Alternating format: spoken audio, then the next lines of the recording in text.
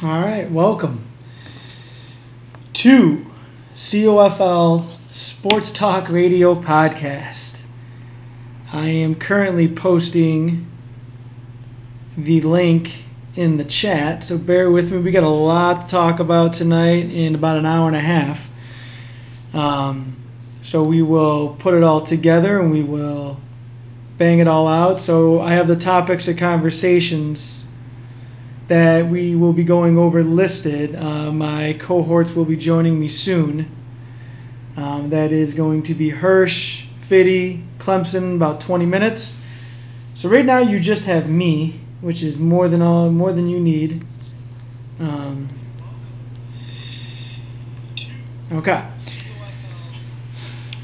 So, yeah, Kareem Hunt goes to Cleveland. Joe Flacco goes to Denver. We have the AAFL, which is actually the AFFL, or the AFF. I don't even fucking know. But then we have the COFL Season 15 schedule release, along with the COFL Season 15 primetime games announced. So we do have a lot to go over. It's going to be a lot of fun. And I think we're going to start with the first slide. And these guys, like I said, will jump on in whenever they get in. So as of now, you're just dealing with me. First thing that we're going to talk about tonight is Joe Flacco goes to Denver, the home of Jomo Brown. Not the home of, but he's a Bronco fan. Anyways, I've heard a lot of mixed reviews. I'd say some people say I like it, some people are like, no, I hate it. I really don't know how you could hate it, for the simple reason that Denver can win with Joe Flacco. Any team can win with Joe Flacco. He's not a bad quarterback. You know, he's not like a I don't know, who's a scrub. Think of a scrub. He's not a scrub quarterback. All right, is he old? Is he past his prime? Of course he is. But you can win with him, especially with that defense. Vic Fangio. I love Phillip Lindsay in that backfield. In these slides, I posted a couple of. What's up, Nate? I screenshotted a couple just tidbits of information that I thought were interesting. I'll let you guys read that because I was wondering what Denver got, or not, but what Baltimore got. So Baltimore got a 4th round pick. Broncos already had 4. Whoa! Look who it is, ladies and gentlemen. The man, the myth, the 2-time COFL Bowl champ. Do you have any franchise championships? I do. I have one original franchise championship. So he has 2 COFL Bowl rings. He has 1 COFL franchise toe ring. And that's about it. But ladies and gentlemen, Fiddy is here. What's going on, fellas? Nothing, man. Just started with Joe Flacco, which I like it. I don't love it. I'm not saying it's the greatest thing ever, but I like it. I think it's good. What do you think? I think that I saw something interesting. I thought it was good too initially, and I came across something on Twitter that just compared Flacco and Keenum's last 3-year stats, and they are the exact same. Like an unbelievable amount the same. Keenum has 1 less interception, 1 less touchdown, 300 less yards, and I think they had like the exact same completion percentage over the last 3 seasons. And I mean, don't get me wrong. Hold on, I'm gonna cut you off. So that's 3 seasons combined because Flacco didn't even play this season though, or was it last 3 seasons? Right. You know, it was across 41 starts for both of them. However. Okay.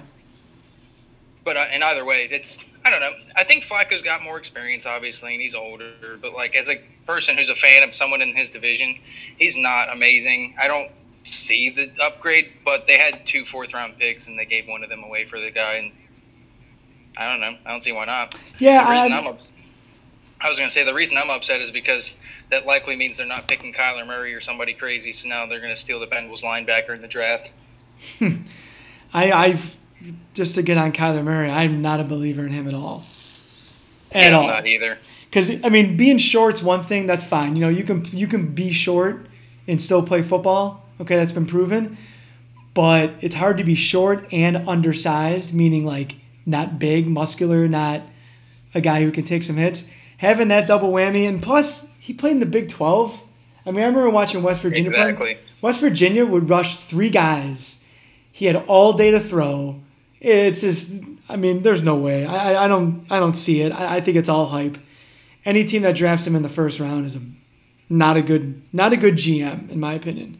Yeah, I don't disagree with that at all. I think he looks like someone should look at 20 years old. Like, you look at some of these guys that get drafted and they look like 35-year-old men at 18. But like he looks like he's 20. The Ohio State quarterback.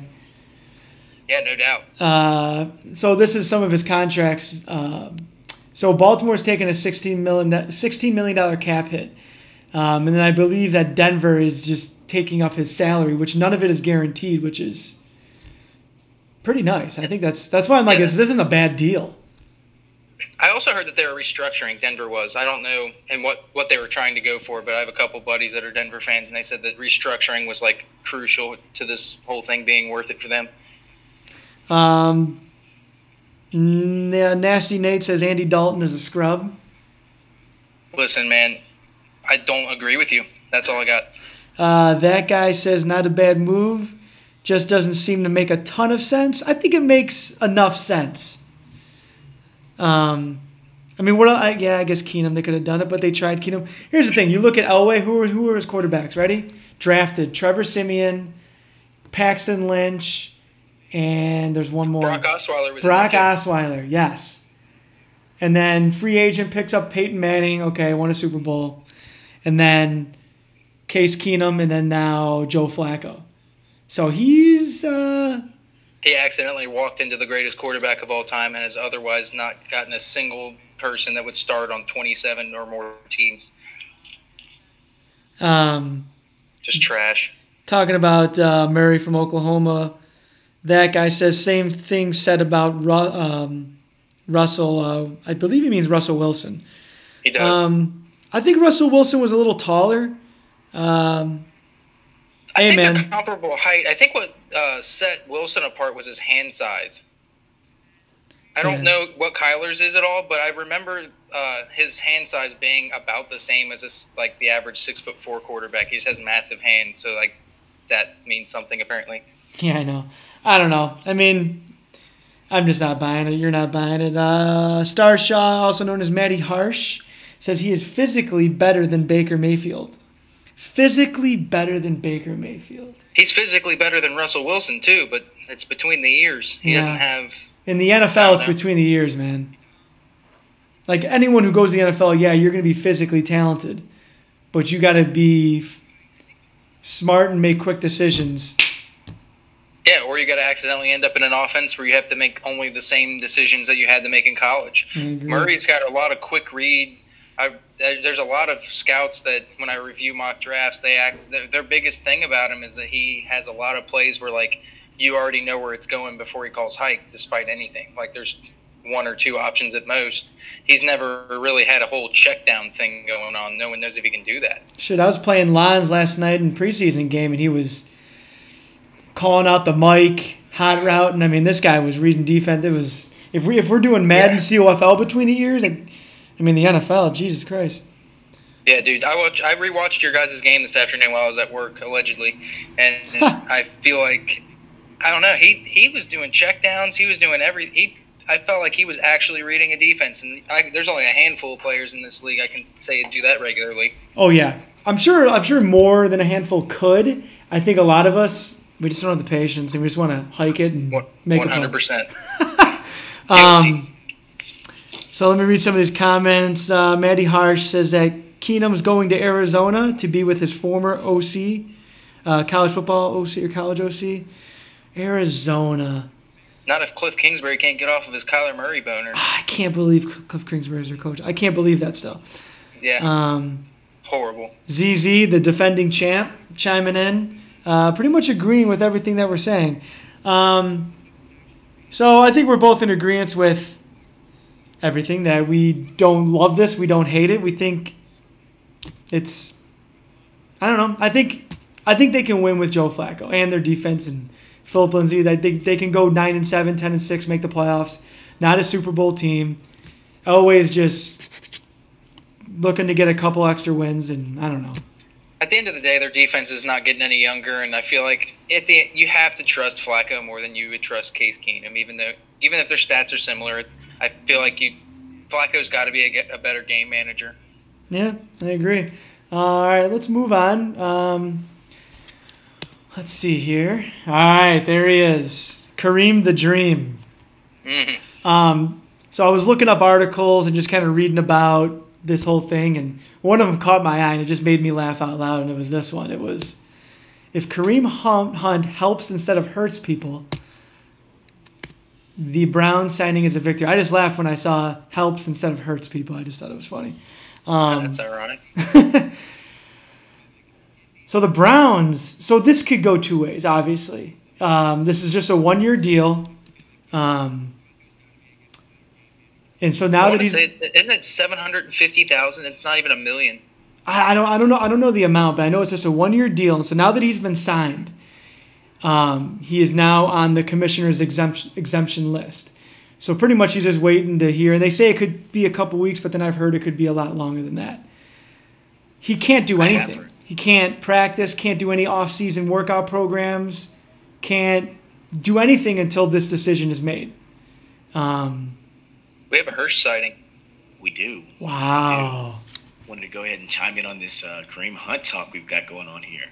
I have heard he has a better deal now since he technically got cut from his rookie deal with this $1 million or $750,000. I'm not sure how much it is either. It sounds like a better deal for him. And I mean, if he can produce, I mean, sorry, this is the NFL. Somebody else is going to sign him if they don't re-sign him. So, I mean, it's a pretty sticky situation, but he is oddly benefiting from it. He's probably going to get a couple game suspension as well, though, I'm sure. I bet you it's 4. Yeah, I bet it'll be like half the season, maybe even. And honestly, I think that works out for the Browns even. Yeah. I mean, they have who? Nick Chubb. Duke Johnson, and that's what they're saying here is that, I just look at this here, it says, is Duke Johnson expendable? Fuck yeah, he is. Well, a lot of it just depends on how long the suspension is, but Nick Chubb obviously is staying. So I think Duke Johnson traded. I don't know what year he is in his contract that Duke Johnson's one of those deceptively young guys. It seems like he's been in the league for a lifetime. He's just 25. I know. It's because that name is really old. It is. That Duke, man. Where did he go to college, you know? Did he go to the U? I have no idea. Yeah, he went to the U. I mean, obviously in past podcasts, I wanted the Bears. I wanted them so bad. But, I get why they didn't. It could have been two things. One, they don't, the unknown as far as how long is he going to be suspended. The backlash, the stuff they have to deal with, not just the organization, but the players in the locker room. You always hear about players hate answering questions about other players. They hate it. And that's all that this is going to be. It's a distraction. You have Baker. So right now in this locker room, you have Baker Mayfield, he's great. He's not a bad distraction, but maybe sometimes he can be. I don't think he is. I love him. I didn't like him before, but I love him now. Man, Baker Mayfield is almost that perfect storm of distraction, though. But the thing is, it's the Browns. There's always distraction around, and the distraction is always what tears them down. Josh Gordon, Johnny Manziel, wow. I mean, a zillion other quarterbacks and just reach draft picks.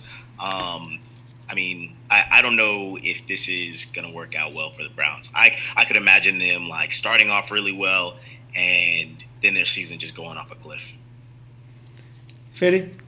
100%. I feel like it's a win-win, really. I don't know if they couldn't get their fix without Josh Gordon being around or what their deal is. They have to have a controversy sitting somewhere, but it's really a win-win because Kareem Hunt's going to get his shot. He's going to go from being on a team, even if it doesn't work out with the Browns. He's not going to be the free agent no one wants to pick up like Kaepernick.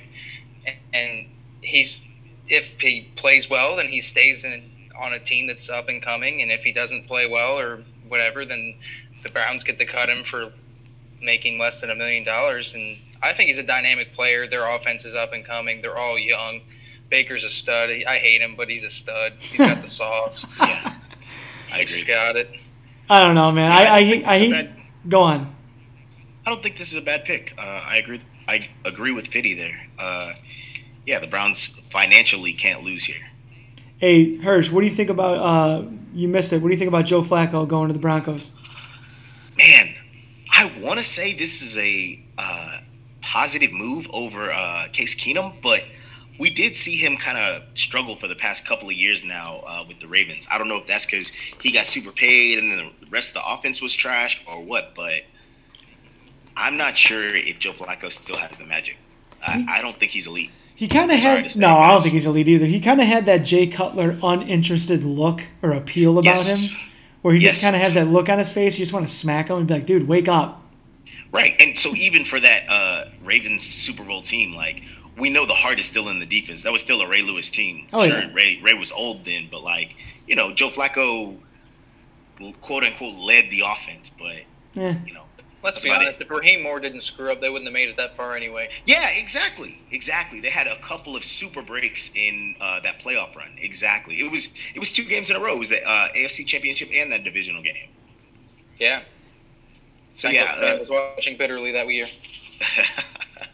Yeah, so I don't think it's going to work out. I think John Elway's going to continue to look for his next Peyton Manning, but I think they're going to have to probably draft somebody as well. All right, I got a question for both of you. Let's say Kareem Hunt to start Madden next year. You know, he's on the Browns. You can use him and everything, right? Are the Browns the number 1 pick in the COFL next year? No. Who Too is? much star power on the guys with like Rams and even the Bears. Yeah. All right, just asking. I like that defense, though. Oh, yeah, the Browns are going to be good. They should be a top 10 pick, but I think that there's something about the name Browns that everyone that's over the age of like 10 will never trust. You just associate it with failure. Yeah, it's like they're like the Milwaukee Bucks of probably worse. Actually, worse because the Bucks have never really had a chance. The Bucks have never done anything. Yeah, but they have King Giannis. He's a dog. All right, we're going to move on from there. And you guys probably watched this more than me. The AFF. I've called it the AAFL. I've called it like 5 different things. Thoughts? Comments? Between the two of you, did both you guys watch it? Because I kind of didn't. I didn't see anything on Saturday, but I did catch the late game on Sunday. I caught a lot of highlights, but I was interested. It definitely made me look more into it. I didn't realize the games were going on until after they happened. Yeah, me too. I might check it out this weekend, this and next weekend. Yeah, I'll check it out. But I mean, I won't go out of my way if I'm watching TV. Yeah. I'm like, oh yeah, it's on. I'll watch it. Right. But like we've talked before, I need a break from football. Like I just need I can't have it 365 days a year. Like I just, I need some time to like. And I mean, don't give me there's some quality there. Like there are some running backs that are not entirely trash. Matt Asiata, Trent Richardson. Matt Asiata's in it? Yeah. Wow. But the problem is the quarterbacks, like all of the quarterbacks are just struggling, and it makes it difficult to watch since you're kind of used to NFL quarterbacks slinging it around a little bit. Like these guys, it just isn't there. But there are a couple other rule changes and shifts here and there that I kind of do really like. Yeah, was there one? I think I just maybe heard about it or read about it where you can only rush 5 guys. Yeah, I don't know how I feel about that. Yeah, it kind of limits blitzing, I guess. It's kind of weird. I'm gonna make that a COFL rule soon. I don't know if that's like another thing to help the quarterbacks who are definitely less experienced, like have a little bit more time, or I think it's to help the O-line. Yeah, I mean, right, exactly, helping the line, but then in helping the line, it's helping a trash quarterback as well. True. And all these guys are really just fighting for jobs to get to the NFL. So like, there's no surprise there, but it's interesting. I do have a question for you guys though. What do y'all think of these starter jerseys? I low-key like them. I like that take, Fiddy. Which ones do you really like? Or any stand out? I didn't really get to see all of them, but I really like the one that Prez had on the picture there, and I like the Birmingham Iron too, little Raiders-esque. And kind of reminds me of the mid-'90s starter jackets for the Raiders everyone had. Well, I like that they didn't make them too. too flashy. You know how some of these leagues come out and it's like all these flashy, Highlighter. bright colors, and it's like, all right, come on, you know? Keep it simple, keep it clean. Yeah, they're not too much and they're not too little. I mean, it's playing it safe, and it works. I'll say that it works. Yeah, I think, it works. I mean, if the Arena League can stay around this long, this can stay around. The Arena League's still around, right? No. Really? Yeah, that shit is done. When did it go away? Oh, man. I'm going to look it up. Dude, the Arena League's got to be around. It's not around. No way. It's been gone several years now. I don't know what you're talking about, bro. Hold on. Wow. You know, I went to an Arena League game one time when I was living in New Orleans. It was awesome. There was a guy from Ohio State that played. It was Steve Bellisari. He had a brother that also played at Ohio State. This is probably You guys remember, what was his name? Jared Lorenzen? Oh, yeah. He played for the Northern Kentucky River Monsters for a minute. Wow. Big old 300-pound quarterback. Hersh, while you're looking that up, I'm going to read some of these comments. And then after this, we start the COFL. We got a lot of COFL talk to go through. So Hi, hello. Oh, true. There he is. Hi, hello. By the way, yes, the Arena Football League is still around. I did just find it, yeah. They have 6 teams announced for the 2019 season. But, there we go. I mean, when's the last time we've seen a televised game? Probably like Fox Sports 8, which is the Ocho, right? No. Yeah, Ocho's 8, yeah. Yes, ESPN and the Ocho. Yeah, whatever. Clemson, welcome. Hey, appreciate it. What's up? What's going on, buddy? How are you? I got good and bad news. Start with the good news. All right, the good news is, I already said this to a couple of y'all, but I'll go ahead and make the announcement.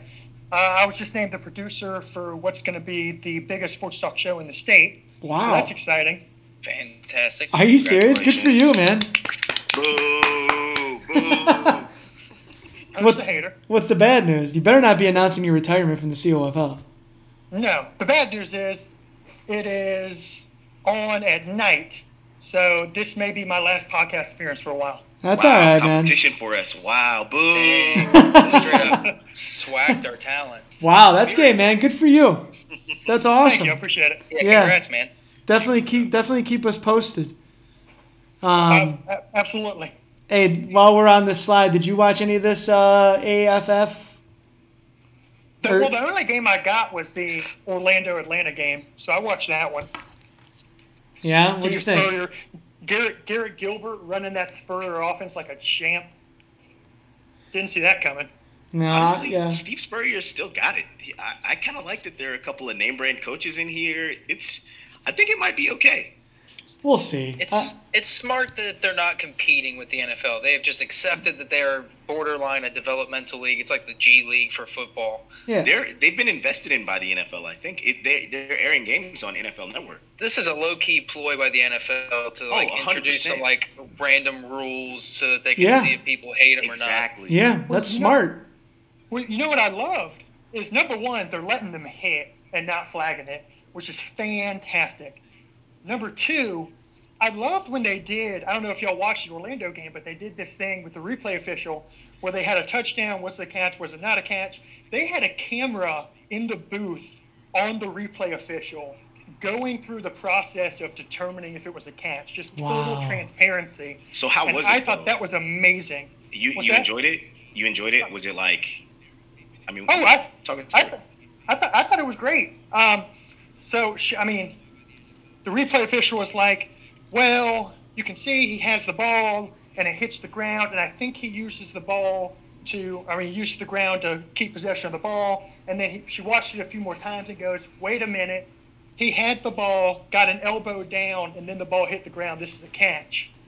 Oh, and wow. you're seeing her go through the whole process. That might be too much transparency. Yeah, I thought it was awesome. Was it an easy call to make? Was that an easy call to make? Yeah, it was an easy call. Once you watched it a couple times, it was a pretty easy call. Okay.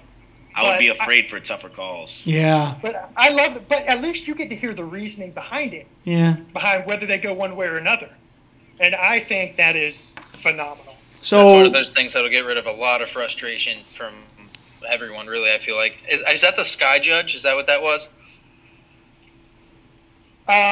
I don't know. I can't remember. I knew that they said that they're introducing a sky judge that can overturn or overrule the referees on the field at any time. Oh, they just sent this one to the booth because I guess it was a scoring play. I guess they reviewed scoring plays. And it just went to the booth, and they were talking. You just see her sitting there talking about it. She's talking in the headset, talking to the officials on the field, going, I don't know. He used the ground to trap the ball. And then, wait a minute, he has the ball. He has an elbow down. This is a catch. And the whole thing was really cool to watch.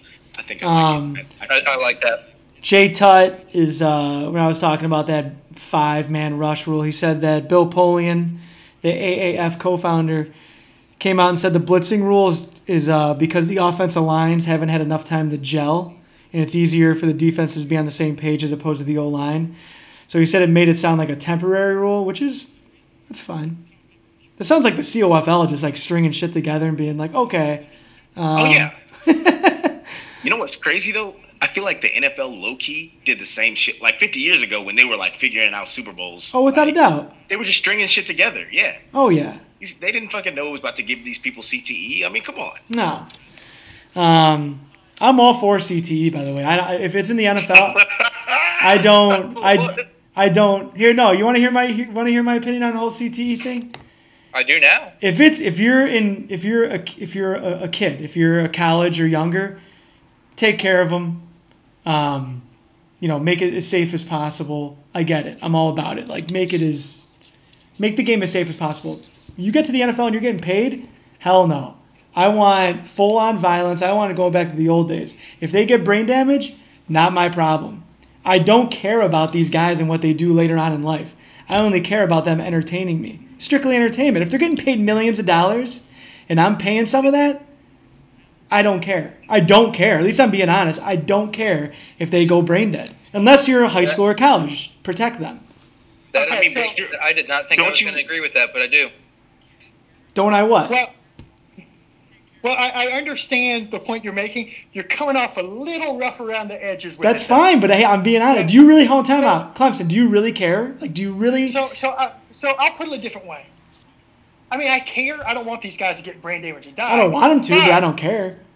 But at this point in their lives, if they've gotten to this point, they understand that they have signed up and there are potential risks, especially now they know there are potential risks, and they're willing to put those risks aside to get millions of dollars. So from that perspective, yes, I understand what you're saying. Sorry, I just got fired up. I'll just put it a little nicer. Yeah, you did. No, you put it a lot more politically correct. I just said I really just don't. Like, I want to see a guy get his head ripped off. Do you watch college football? Me? Oh, yeah, I love it. How do you feel about their ejection rules? I don't think it's fair. I don't think it's fair. I'm not saying I agree with it. I just don't think it's fair. I don't know. Because it's a judgment call on the ref. That's true. So it's hard. But I don't think they should get ejected. No, I'm 100% against targeting. I hate the targeting rule. Now you can make changes to it. I'm with you. Hey, on targeting, I'm with you. I agree. Like, I'm not saying spearing and stuff, but just, we're not even talking about that. We're just talking about these guys going brain dead and getting CTE. I don't care. I feel like they should introduce rules that are similar to like the NBA, where like you can call a personal foul, but like if you're going to eject somebody, that's what the review needs to be for, and there needs to be like specific guidelines as to what makes it the equivalent of a flagrant 2. Well, yeah, that was the point I was going to make. Do y'all remember? I don't know if you remember this. I think they only did it for like a year or two. But the face mask rule, they used to have face mask 1 and face mask 2. And face mask 1 was you touch a face mask, but you immediately let it go. It's a 5-yard penalty. If you grab it and pull somebody down, it's a personal foul, 15-yard penalty. Mm-hmm. So with targeting, intent, if you're talking about throwing somebody out of a game, the intent of what happens has to matter. What I hate is somebody goes and makes a form tackle. Their helmets happen to touch. The defender gets ejected for targeting. He wasn't trying to use his head and give that guy CTE. Now, if you're running at a guy and you're launching yourself head first into their head, yes, kick that guy out of the game because that's dirty. Yeah. I mean, we all agree with that. Yeah, 100%. Yeah. Yep. But yeah, because I've had this conversation before, and I've just come to the realization, like I said, like when I say here's the thing, I want the game to go back to being. I want it to be violent again. I want it to go back to being violent. We're in America. We love violence. Okay, I'm not saying we like seeing people getting shot and killed every day. I'm just saying in sports, like in baseball, don't we love it when there's a bench clearing brawl? Don't you love it in the NBA when there's a fight? It's the best. I've been in attendance for one. It was the greatest thing ever. Those are the greatest. The crowd goes nuts. Look at UFC. We love that stuff. That's why hockey is the last great sport in existence. I know. They encourage fights. I know. Oh, we got to read. Thing though, like hockey, luckily has like the rink surrounding it. Like fans get riled up, and it's very easy for that stuff. I guess especially in basketball, not so much in football either, for it to like spill over into the fans. Yeah. So I get it. Like, I guess even for football, like. Well, that's 100 dudes out there, like 53 on 53. Like, that's a ton of people. That's kind of a problem. Hockey, generally, is like one-on-one, and you're on ice, so they can separate you easy. But I'm also glad that they have left that in there. Yeah, I feel like it's low-key. Go ahead. I was saying, my favorite thing is you can fight a guy just flat, give him a two-piece, knock him out, and you get like 3 minutes in the penalty box. And you still get to play the game. Yeah, that's fantastic. It's good for team morale. It's in the video games. Yeah. You look at somebody the wrong way in football and you get ejected. All right, hold on. We got to read some of these comments. We're going to start with Hersh's Prez running on a pro CTE ticket in 2020. That guy agrees with me. Thank you. DB says, I can't agree with that because I have friends and family that played in the league. Well, I'm sorry you can't agree with me, DB, but...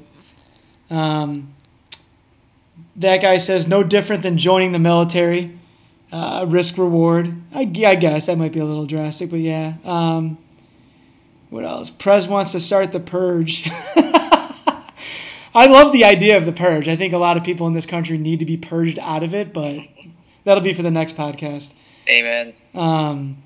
Like if we got rid of like 25% of America, I think we'd be a lot better off. Oh, yeah. Economically, it would do wonders. Oh, yeah. Damn. Thanos out here snapping the fingers. Wow. So who do you kill? Since we're here. I mean, we might as well talk about it, right? You know what we're going to have to do? The wheel of death, and it's going to have Sydney's on it. We know what we're going to do next podcast? We're going to have a COFL purge, and we're going to come up with the top, we're going to come up with a list. Who you want to kill first, and who do you want to kill last? I like that. All right. Without further ado, we got to move on. All right, here we go. So now we're going to move on to the COFL Traditional League talk. We're going to start with the Developmental League real quick. It's going to be a quick little tidbit. We're going to move on. All right, here we go. You guys like that little slide there? Yeah, absolutely. So here we go. The COFL Developmental League. The DL. So I've changed some things up a little bit. So instead of doing a 12-game season, we're just going to do a tournament. A single elimination tournament. And it's going to be at the end of the COFL regular season, or the COFL season. It's going to be the bottom. So it's going to be the teams that are on the waiting list. Those are the teams on the left. And then it's going to be the bottom 4. We're going to do the 4 worst teams in the COFL. They get entered into get entered into the pot. So it ends up being like a 12-man tournament or whatnot. So they have to fight for their spot in the COFL. And the reason why I chose 4 is because look at the records. 2-14, 2-14, 3-13, 3-13. I think that if you should want to be able to stay in the COFL, you should have at least 4 wins or more. I think that's fair. I think that's fair. Would you change the number if like only 2 coaches didn't get 4 wins? Yeah, I'd change it. That's up for negotiation. But as of now, I like it 4. I love it because it's going to be anti-tanking. You know what I mean? Yeah. Like, I love that. You're going to want to win every game, just one, just so you can stay in the league.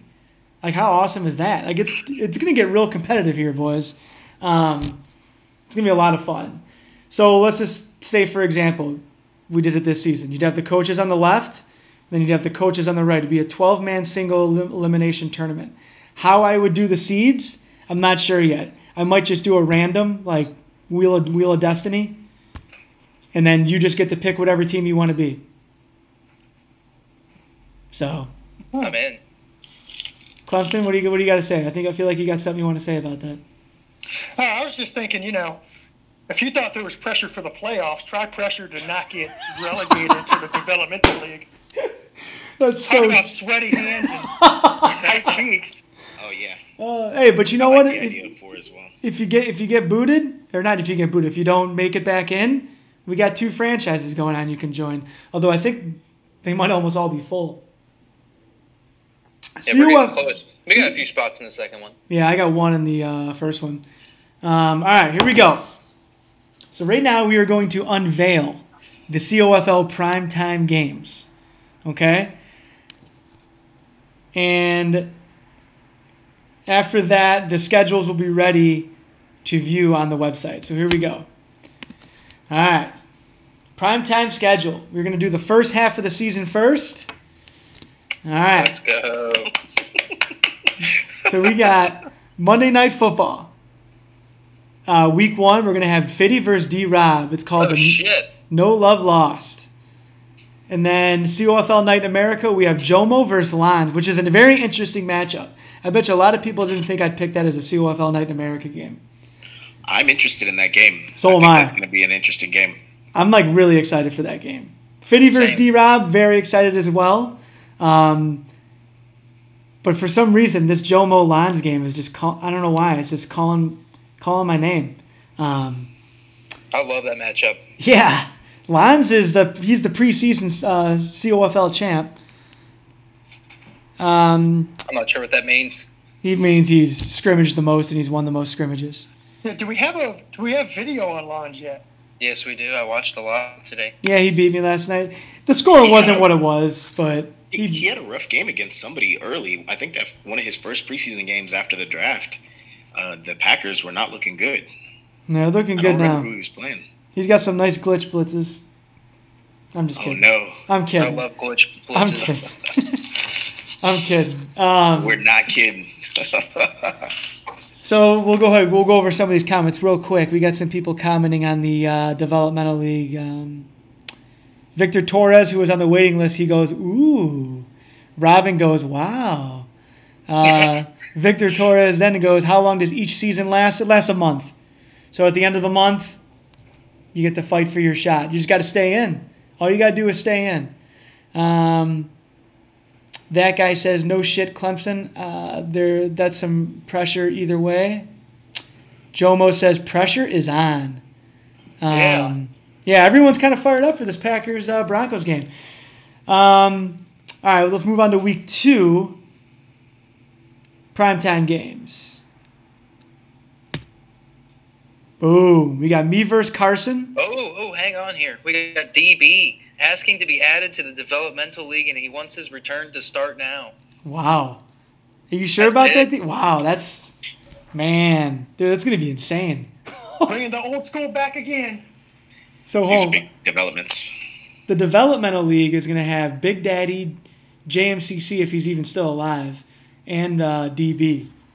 But what if those 2 end up playing like in the second round? That's going to be crazy. Oh man! All right. This already. This is going to be insane. All right, let's talk about some prime time. DB, you're added to the developmental league waiting list. You're in. So week 2, we got me versus Carson, Monday Night Football. That'll be a big game. We'll talk more about the divisions and the conferences. And then we got Lons back again on COFL Night in America against Jake. So much pressure. Yeah, the preseason has brought a lot of hype to the Packers. And I feel that that's an early season must win and might be more for Jake than Lons, Jake's been quiet.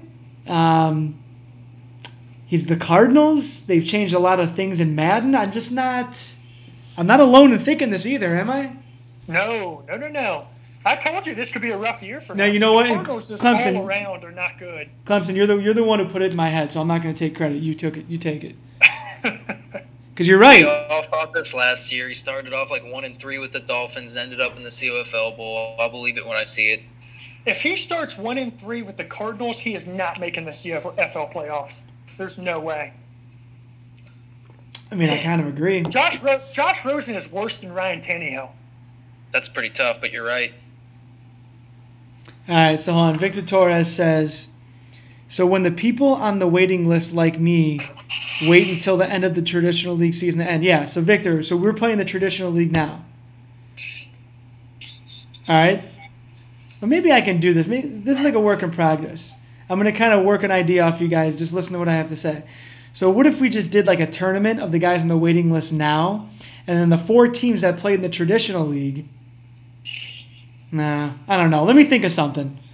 I was going to say I do like the idea of doing something like preemptively, and then maybe like in line with week 4 of the traditional league season, finishing off the tournament, or maybe having a second tournament to like confirm who's actually in. Yeah. We'll see. We'll work on it. I like that. Okay. Sorry, just making things happen on the fly here. Just stand by, VT, and we'll figure out some stuff. So these are some great primetime matchups right here. Absolutely. All of these teams should or can make the playoffs. So, all right, let's go to the second half of the season primetime games. Dude, I'm crushing it with these slides, by the way. The slides are monstrous. The intros. Clemson, so since you're a producer, if you ever need any help with the animation of slides, just let me know because I'm here for you. 100%. Okay, like if you need to like Skype or we can do a Google Hangout like we are right now. I am here to help. So I'll leave it at that. All right, second half. Just happened. Here we go. We have, oh, Jesus Christ. I can't believe I did this. Here we go. So week 3, we have Nick versus Jake. That's going to be a fun game. That's interesting. Yeah, I got New Wave versus Old School. Even though Jake's a young kid, he's an old COFL guy. And then we have a fun one to your right. COFL Night in America NFC Conference Clash. Clemson versus Hersh. Big time. That's a good one. Hey, so that's the game where I get to eliminate Hersh from the playoffs. Yeah? Not at all. Not at all. I'm telling you, that's going to be a fun one, man. That's going to be a fun one. I know that you're on a show and whatnot, but we should move the podcast or find a way to make that the podcast matchup. What do you mean? Oh, Just to watch while you guys. I'll commentate that. Yeah. Well, what we could do is you could start the show. I show up late, maybe second half of the podcast. We start the game up and then we play. Yeah. Deal. Well, I like it. So, but I want to comment more on like Nick and the Giants, but we can wait until we go to the schedules and all that. Oh, Nick Slade, he goes, do a developmental league, no playoffs. Top 4 in that play, bottom 4 in the COFL, 1 game. That's just too much. It's easier if we just do a tournament, slug it out. All right? I got a job, I got a kid, I got a traditional league, and I got a friend. I mean, animations. Jesus. I'm an animation wizard. I got producers contacting me to help them with their show. I'm just kidding. All right, we're going to go to... I actually see what he's saying, though, Nick. It actually makes some sense. What? What he's saying. So instead of automatically relegating the bottom 4 in the COFL Developmental League, you make them play the top 4. And if they can win, they get to stay. But if they lose, they go to the Developmental League and get replaced. I kind of like that. I do like that. I feel like you should have some level of benefit from starting off in the COFL. So I disagree. Hold on. I just relax. So is he saying still do a tournament or just do a league? Yeah, no, I think he's saying still do the developmental tournament. I think. Yeah, the top 4 in the tournament would be the ones who get put in the hat to be matched up against the bottom 4 from the CFL right. League. I do like that. Okay, all right, Nick Slade, you little shit. I like that. And it gives the people that get to start out in the traditional league the advantage of having a chance to stay instead of automatically going. I like that. Okay, so we could do like a tournament, like week 2 of the COFL season, just let it go until it ends. And then when that's over, okay. And then we can take the 4 and 4. Oh, that's fun. I like that. I think it's brilliant. Look at you, Nick Slade. Nick Slade, you fucking sneaky little bastard. Too bad you have an Orlando Magic. Is that JJ? If it's JJ Redick, then that's all right. No, who is that? Oh, it's Villanova. My bad. It's Nova. I thought that was Orlando Magic. All right, here we go. Thursday night football, because remember in week 4 we advance early. All right, then we got Fiddy versus Carson Thursday night football. That'll be a fun one. And then we got Nick versus Jay Tut. That's a fun one. Jay Tut scares me a little bit. Those Vikings seem to suit him quite well. Yeah, I know. And I think, and the reason why I got Carson and the Panthers on 2 primetime games, one because of availability. Obviously, he can probably play most of those times, but I think that Carolina is a good fit for him in his style. He can use her really well on defense, and I think he's really going to utilize CMC. And hopefully he listened and he doesn't force some passes. But anyways, these are the primetime games, ladies and gentlemen. Love it. So now what we are going to do is we are going to go to the website and we're going to go over some predictions and see what some schedules are. So we are going to start with those who are on the podcast right now. Okay, we're going to start with the Fiddy and the Tampa Bay Buccaneers. All right. Those of you listening, if you want us to go through your schedule, just say, hey, go through my schedule, and we'll take a look. We're not going to spend 10 minutes on each schedule. Try not to, at least. So Tampa Bay, just looking at it, Tampa Bay, the last 2 seasons, they've won 13-3 and 11-5. So obviously they have, they've had good coaches. They've had Lons and Nick as their coaches, but they've lost in the playoffs in the first and second round each year. This is really, I love how I keep track of this club history now. Isn't that awesome? That's going to be great moving forward. Oh, imagine if we did that since day one. I don't even know what I would do with all the information. Oh, man. So looking at this schedule. So here's what we're going to do. I think this is going to be a fun way to do it. So we got 4 guys on the podcast right now, right? Someone's going to say, hey, do my schedule. I'm going to randomly pick one of you to go over their schedule and predict it, okay? I like it. Is that fun?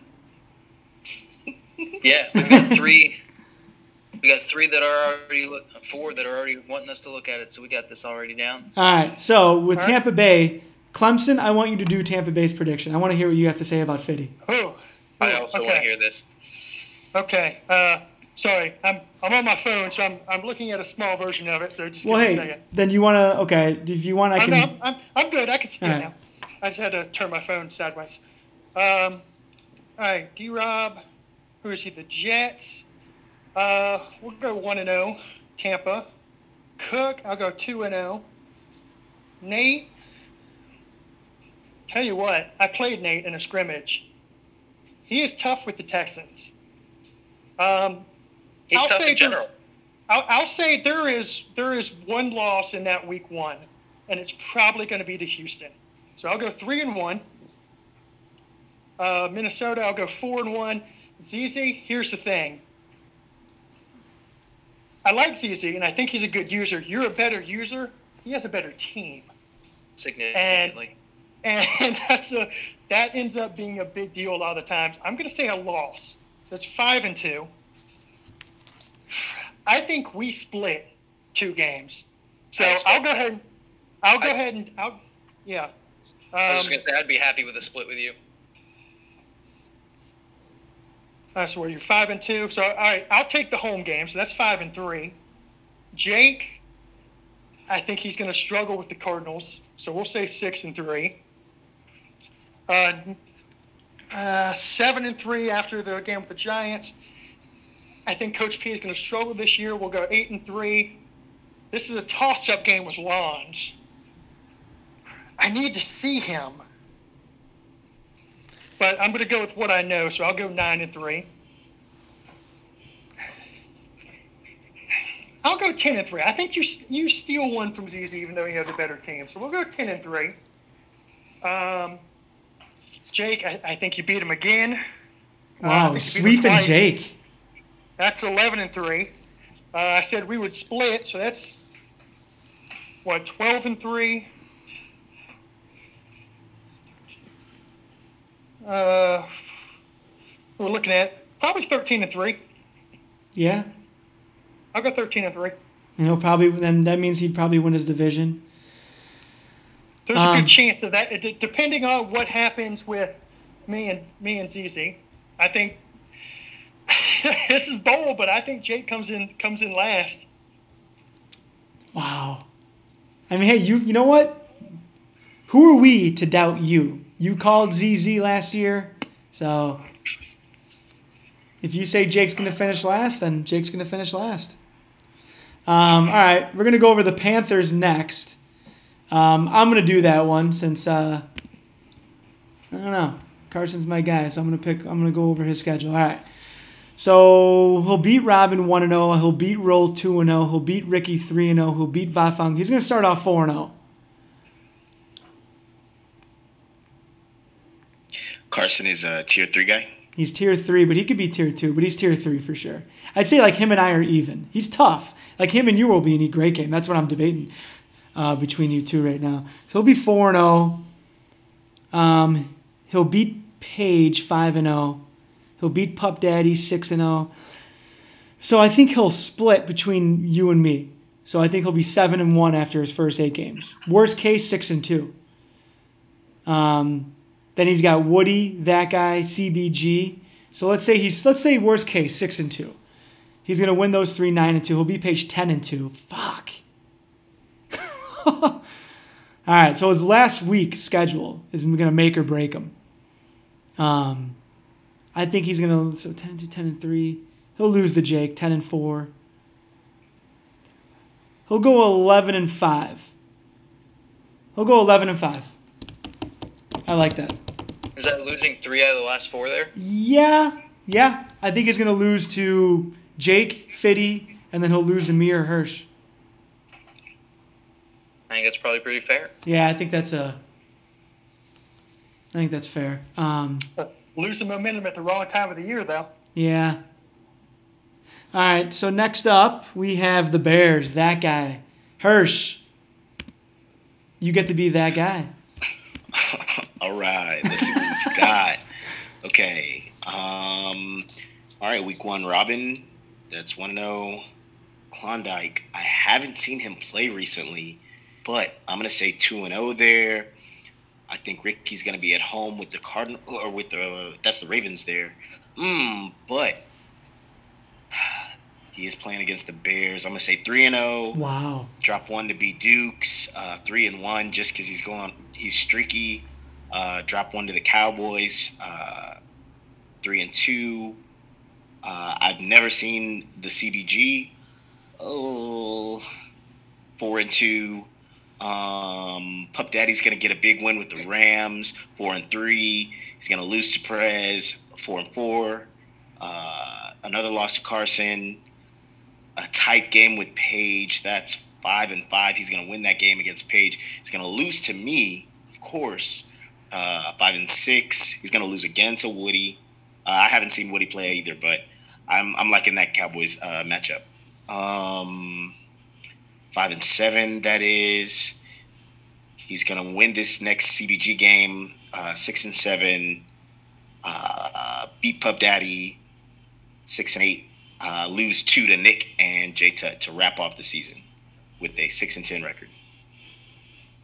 See, I'm okay. I think he goes 4-12. I'm giving some credit to that Bears defense. Yeah, you are. I played a guy with Khalil Mack, and I mean, he's going to shut off that entire right side for running the ball, and can obviously be an effective pass rusher. I'm not sure what else that guy can do to improve his record from there. I am just kind of giving him 2 extra games on top of that 4. Yeah, it's for a tier 4, he has a tougher schedule, just because the NFC is pretty stacked. Yeah, kind of stacked. Yeah, that tier 3 is not going to be pretty to him. I really don't see him beating a tier 3 team, but we'll see, man. I'm rooting for him. I always root for that guy, but hopefully he doesn't hit that pen too hard before each game. All right, speaking of, next up we have Same. the Vape Man himself, The Dolphins. Oh, man. Fiddy, this is you. Take it home. All right. Let's check this out. All right. So this is Matty Harsh, right? Yep.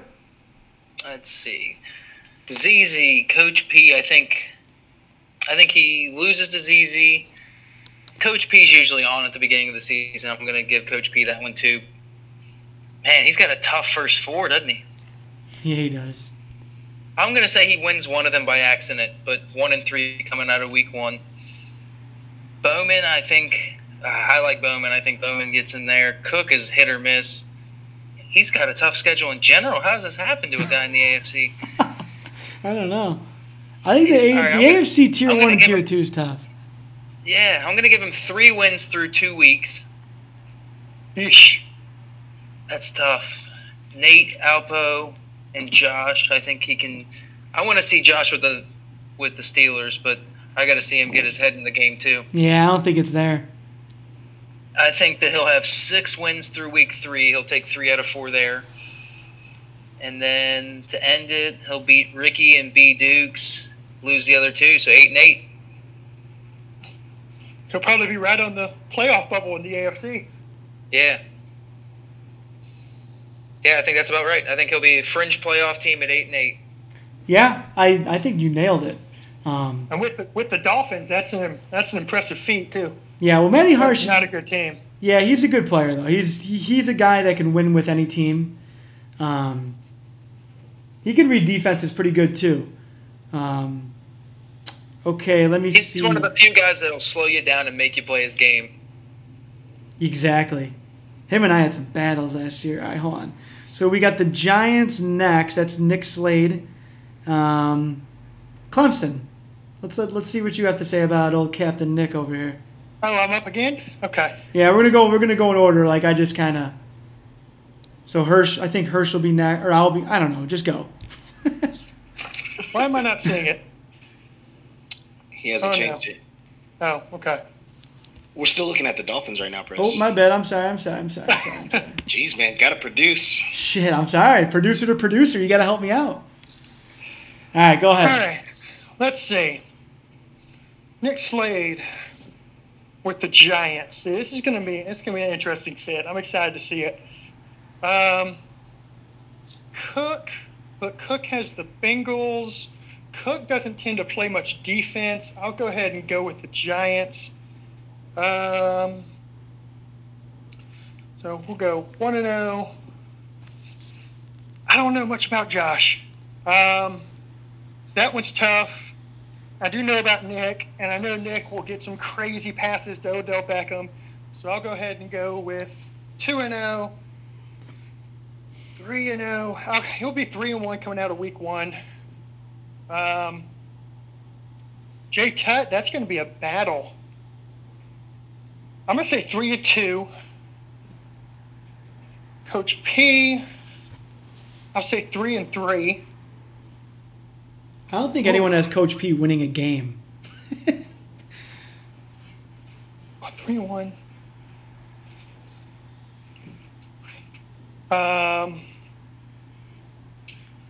This is definitely going to be an 8-8 season for Coach P, though. I know we haven't seen his schedule yet, but I'm not sure if he's going to win one in week 2.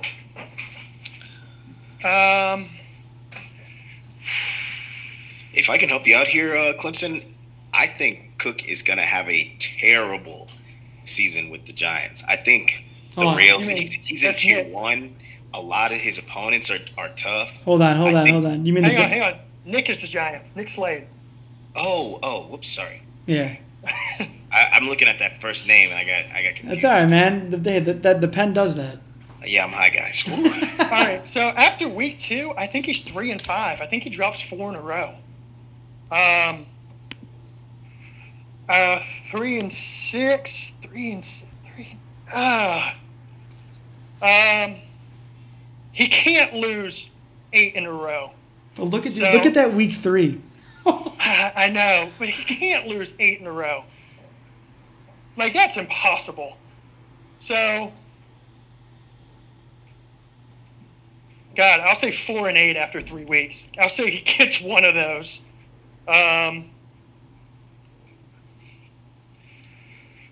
Six. I'll say it's probably an 8-8 team. I think he finishes strong.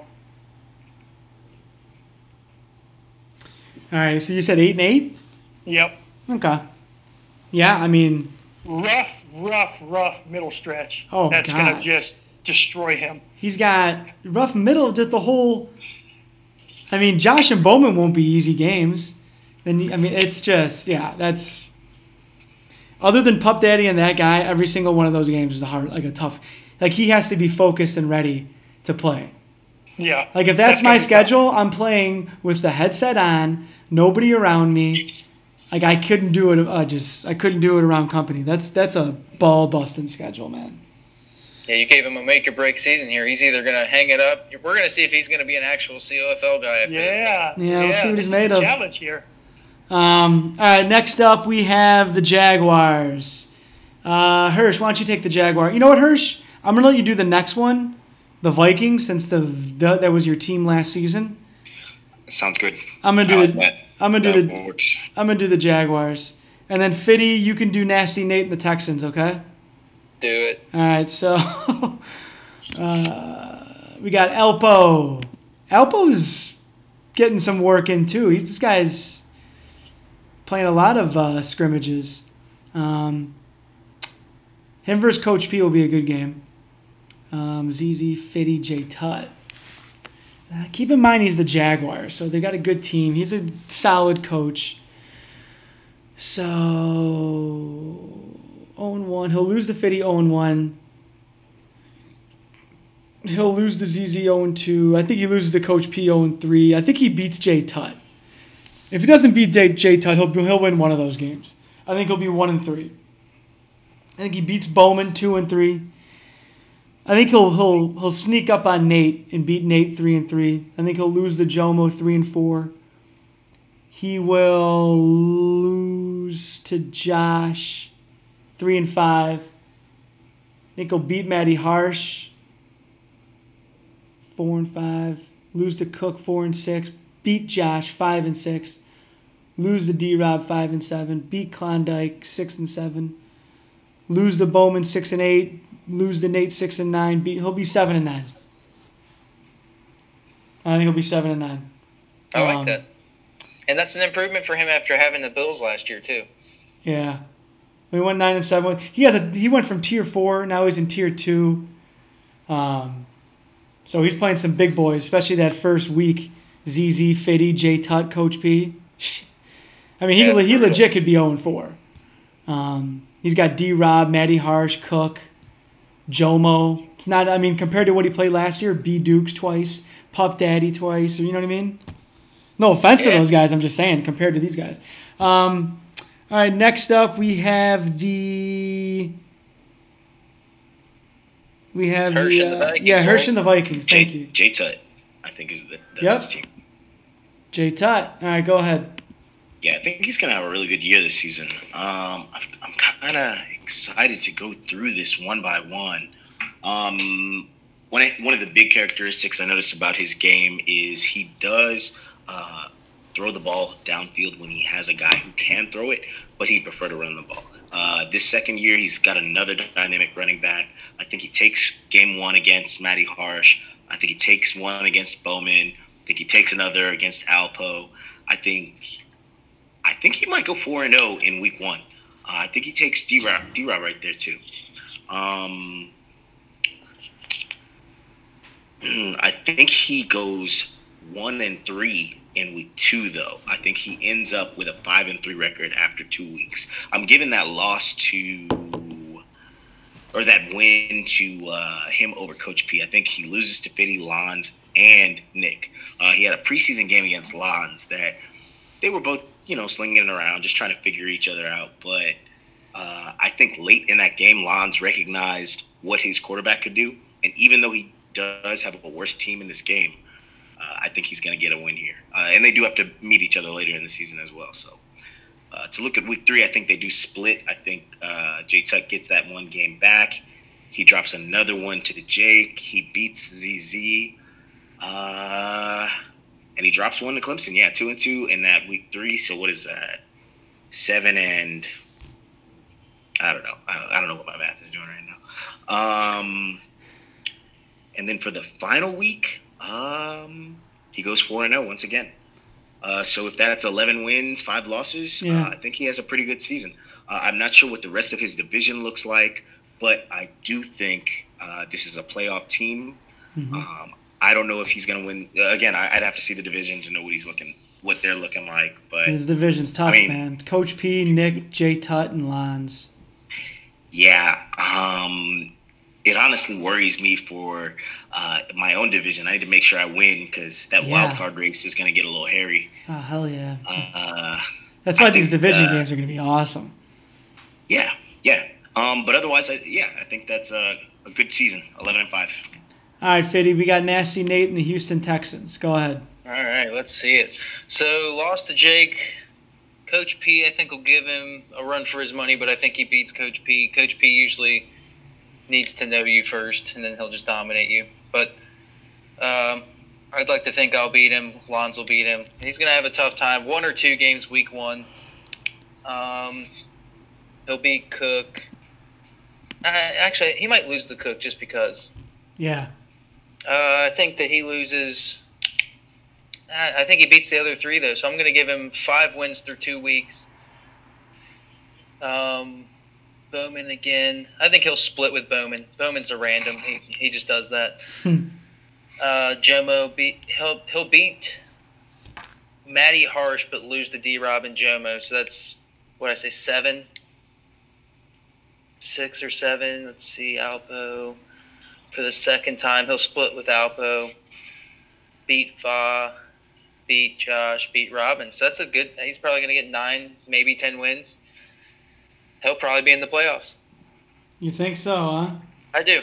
Nate's good. I know he doesn't hang around long enough for anyone to actually find that out. But I've played him a couple of times, and one of my best. I know been corrected before. The Cincinnati Miracle was my greatest playoff moment, but my second greatest playoff moment was against him. So he took me to literally the last play of the game in the AFC Championship game one time. He's got the skills. If he hangs around, the Texans aren't bad. You've showed that.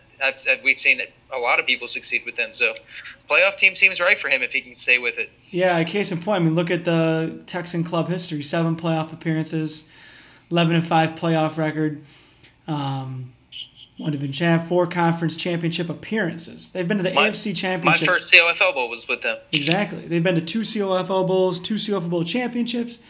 Last 2 seasons, they're 22-10. Went to the AFC Championship, Cincinnati Miracle, and then they lost in the second round. All right, next up we have the Pittsburgh Steelers. Clemson, I'm going to take this one because you said you don't really know much about Josh. I do. Do you mind? Go for it. All right. Houston, by the way, is my sleeper AFC team. Ooh, interesting. Well, we'll get to that when we look at divisions. All right. So, he's going to lose to Jake, lose the Lons. Shit, he might start off 0-4. Yeah. Josh, you're starting off 0-4, bud. I'm sorry. Week 2, he'll beat the Jags, all right? He'll beat Bowman, 2-4. I think he's going to beat Nate. I think Nate... he'll be 3-5 going into the second half of the season. All right? He'll lose to Cook, 3-6. He'll lose to He'll lose to Alpo, 3-7.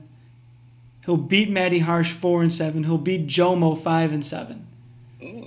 Yeah, he'll upset. I don't know. We'll see. Does that. I've been victim. Josh is good. He's just he's been a Call of Duty guy lately. So we'll see how. I don't know. So 5-7. He'll beat Klondike, 6-7. Beat Logan, 7-7. So Bowman, he'll lose to 7-8, and then he'll go 7-9. And he will. I like that. Yeah, 7-9. I think he'll just miss the playoffs, but he'll finally remind us that he's good. So those of you listening for the website, just website purposes, if you like forget what the primetime games are and you're like, oh, I want to know what the primetime game is, just go to schedules, click on the schedules tab, and they're all there for you. Okay? Nice. That's sexy. Yeah. Hold on, I think we got a crying baby. Man. You guys might have to take this over while I handle business.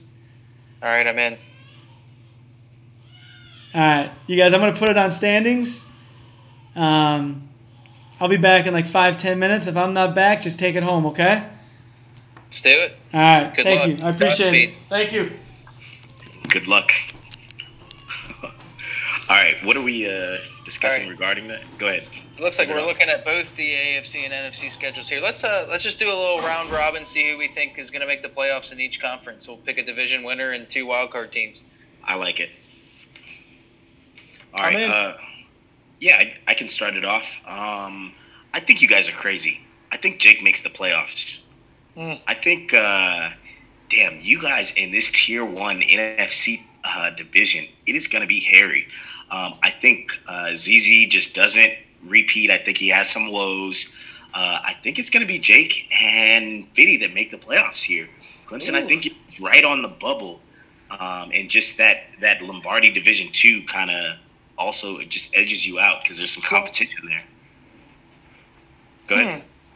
Well, I was going to say, here's the thing. One of them is going to win the division, or one of us is going to win the division. Right, exactly.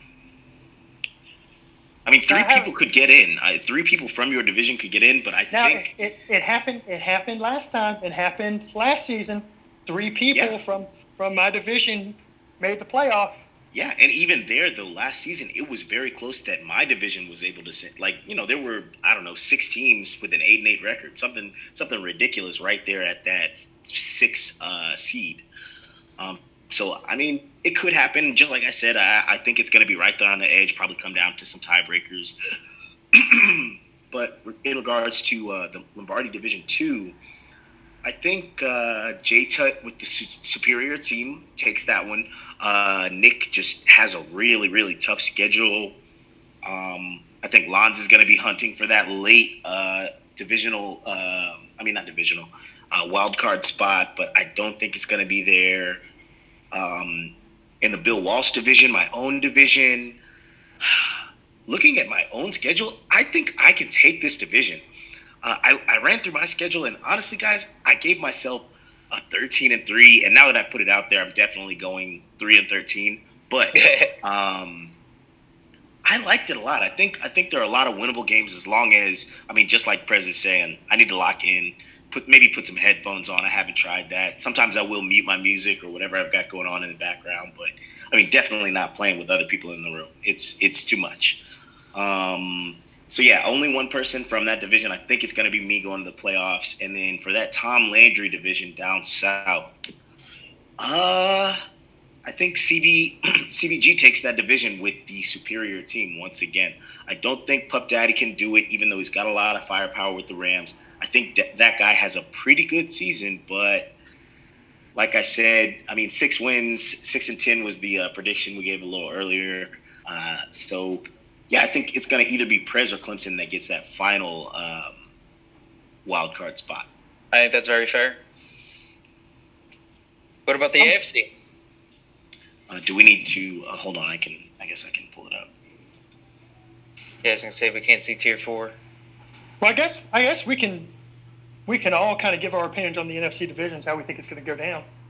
Yeah. How are you seeing it, Fiddy?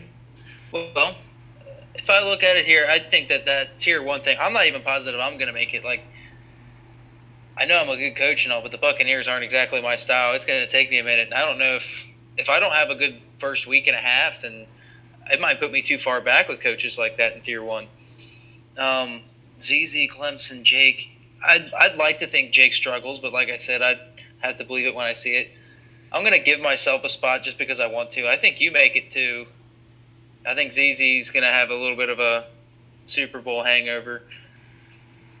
Southern Cal, let's see. I like J Tut a lot. I don't know about Lons. His success seems to be predicated on the pass right now, and I don't know if that's going to be sustainable in this particular league. A lot of good users. a lot of easy ways to get caught into situations where you just spiral. I like Jay Tutt in that division, and depending on how Southern Cal does, I don't know if Coach P can hang in there. That might be the only team from there. Prez, I think Prez and Hersh might make it. I'd like to see Carson play a few games before I count him out, but I don't know. Prez has been turning it up, and I think Hersh with the Eagles is awesome. That's great for you. Yeah, I like their style a lot. You're mentioning that. I think while Prez is gone, I do have to say this. Nobody tell him. He has been stepping it up. He's been playing a lot better lately. I'm not sure what it is. I have taken him for granted in a game here and there and had to put together a late drive to get a win, but he has been really playing better. He used to be the guy that I felt terrible for because he put so much damn time into this thing and he used to struggle, but he's no pushover anymore. He's right in the talk every single time. I can't take him for granted anymore. Yeah, he's been doing some studying. I've liked the changes to the playbook. He turned a corner for sure. Yeah. Noticeably. Guys, I have the AFC schedule pulled up as well. If you switch over to, I don't know if you guys can see it. Yep, I got it. All right, cool. If we want to go through that as well, we definitely can. I guess I'm not streaming the same way Prez is, so I don't know if the others can see it. But yeah, they won't be able to see Tier 4, but we can give them the old visual. All right, sounds good. You want to start off? Yeah, I'll go. Cook with the Bengals, I think that's tough for him, and Jomo is my favorite person in that division as it is. I can never count out D-Rob. I think that those two make it.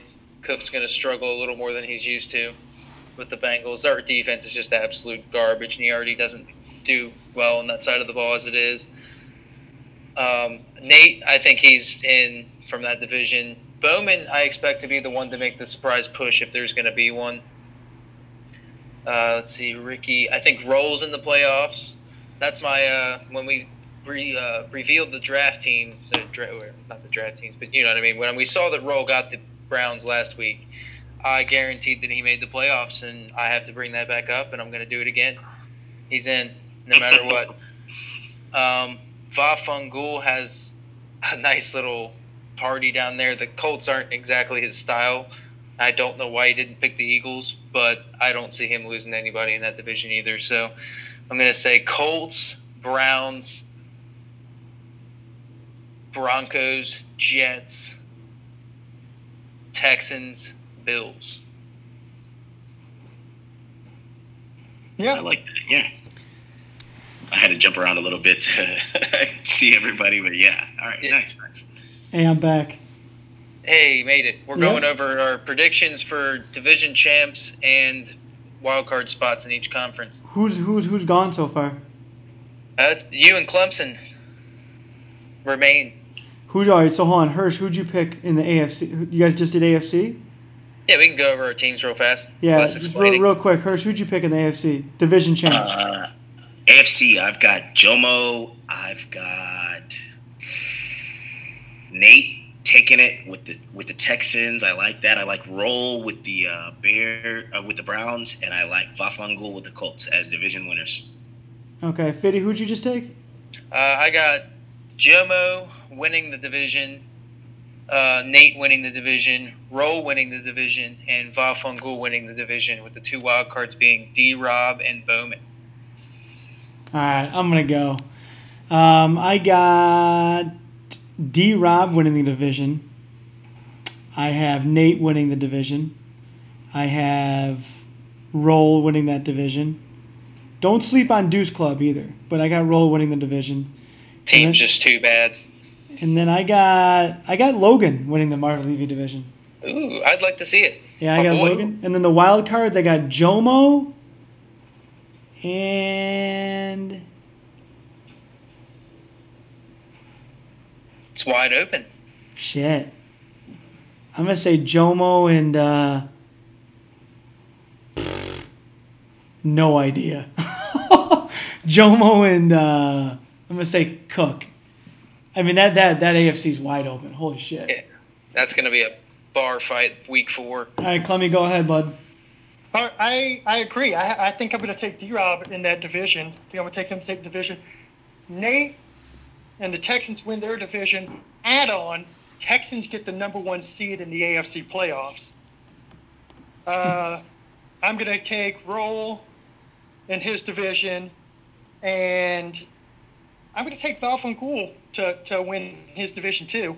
And then your wild card teams, I'm going to go Jomo and Matty Harsh as your wild card teams. So you get 3 teams from Tier 1 from that division, from the Parcells division. Okay. I think that Jomo wins the AFC. Fiddy, who's your pick? Who's your pick to represent the AFC? We'll start with Fiddy, then Hersh, then Clemmy. Man, to represent the AFC. It's tough. I think that my gut says Jomo, and I think that if I was to go out on a limb and not be held to it at all, Roll. Wow. I secretly love that pick, but I don't know. I think the Browns just fit him, and I don't have a good reason why. I haven't even seen him play with him yet, but I just feel like there's not another coach that I match up with the team and go, you know what, he should dominate with that team. I don't see it. And Roll, for some reason, I like that fit. All right. Hersh? I've got an AFC Championship game of D-Rob and Nate, and I've got D-Rob winning that game to take the Jets back to the COFL Bowl. I like that. Clemson? I already told you who my sleeper was. I think he gets the number 1 seed. You get that home field advantage all throughout the AFC playoffs. I think Nate ends up winning the AFC and going to the COFL Bowl. So Clemson says Houston. I say Denver. Fiddy, did you say Cleveland or? I technically said Denver, but I'll switch it. Cleveland. All right, he's going with Cleveland. And Hersh, who'd you say? I got the Jets. You got the Jets. So we got Jets, Texans, Browns, Broncos. Wow, all 4 different. All right, NFC. We're gonna go with. I'll start division. I'll do division winners. I'm gonna say that Clemson's gonna win the Hallis division. I'm going to say that Lons is going to win the Lombardi division. Bring it back to Green Bay. I'm going to say Carson's going to win the Bill Walsh division. And then I'm going to say that Woody. I'm going to say the CBG wins the Landry division. Wild cards are going to be Fiddy. Wow, there's going to be a lot of teams that deserve it, but they don't. I'm going to say Fiddy, and then, I got to go Jake. I can't say Jake is not going to make the playoffs, but I'm going to say Jake's not going to make the playoffs. I'm going to say Fiddy and Jay Tutt. I like that. I got Clemson representing the NFC in the COFL Bowl. Fiddy, go. Nice. I'll go next. Yeah, no, Fiddy, you're up. Let's go. I think it's. I don't want to give myself the division at all. I think Clemson wins the division. I think Jay Tutt wins that division. Tier 3, I think it's going to be. Like I said, I got to see Carson do this thing. I think he's got a shot at being really good with the Panthers. I'm going to pick Carson, even though I just said it would be Prez or Hersh. And then I'm going to say that guy wins Tier 4. So, and then I'll have... Wow, okay, cool. I don't know. I just feel like he had a lot to say about how the Saints didn't fit him and how he'd be back when he had a team he liked and he had the best pick in the draft and he picked this team. So I expect him to do well. Fair enough. I think that there's going to be some sort of crazy thing that happens between you and Hersh to claim the last wild card spot. That division's going to be fun, man. I got to give myself the other wild card spot. So many missed kicks and just ridiculous overtime, blown plays. Yeah. It's going to be ridiculous. Yep. There's going to be one of you two is going to be sitting here on this exact podcast in 5 weeks wondering about one play and one game. Pissed. Just wasted a month of our life. Oh, yeah. It feels that way, too. It does. I put all this work in. All right, keep going. Or is that it? That was it. So I got Clemson, J-Tut, Carson, and that guy with myself and a coin flip between you and Hersh. Okay, so who is going to represent the NFC in COFL Bowl 15? J-Tut. Wow, so what you're saying is we're going to have a Vikings-Browns COFL Bowl. Oh. Yeah. Cleveland, this is for you. All right. That's Hersh? not my COFL Bowl pick, by the way. I got the Vikings in that one. My COFL Bowl is going to be... No, hold on. No, go... You need me to go through the NFC again? Yeah, just do the... Did you already go through it? Yeah. We talked about a bunch of stuff while you were gone. Oh, shit. I was saving a life.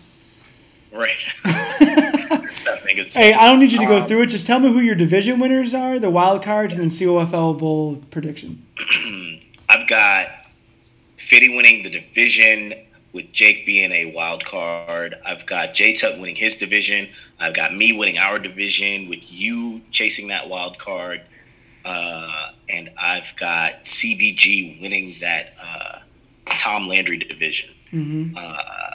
What I've got in the COFL Bowl is going to be J-Tut versus... D-Rob. Jets. No. I'm talking about the NFC Championship game. Oh, gotcha. J-Tut versus probably me, and J-Tut goes to the Super Bowl or the COFL Bowl and wins it against the Jets. So you're predicting that you're going to go to the NFC Championship. Is that what I'm hearing? That's right. Wow. That's right. I'm going to have home field or that second division or second spot in the NFC, and I'm going to get a bye, go deep in the playoffs. It's going to be a good time. I'm excited. Clemson's 4 division winners and 2 wild cards, and then NFC representative for COFL Bowl 15. All right, I'm going to come back to Tier 1. I'm going to start in Tier 2. So, Tier 2, I like J-Tut. I really like that pick. I think the Vikings are a great fit for him. So, I'm going to go with J-Tut. Tier 3, this is going to be a fun one. You know what? I'm going to give it to Prez. I think he carries over the momentum from last year. So I'll give it to Prez. Prez takes that division. Don't sleep on me, boys. Go ahead. Tier 4.